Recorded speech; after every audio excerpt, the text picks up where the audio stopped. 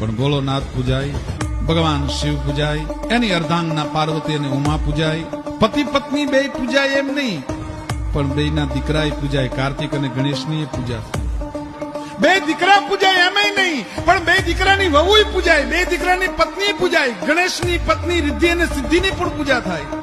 અને એકલી રિદ્ધિ ને સિદ્ધિની પૂજા થાય એમ નહીં, પણ એના દીકરા લાભ ને શુભય પૂજાય.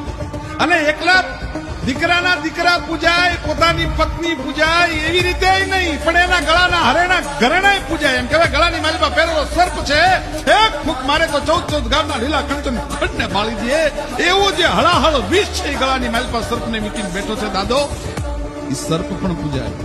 અને સર્પ એકલો પૂજાય એમ નહીં, પણ જેની માથે સવારી કરી છે એ નંદી કોઠીઓ પણ પૂજાય.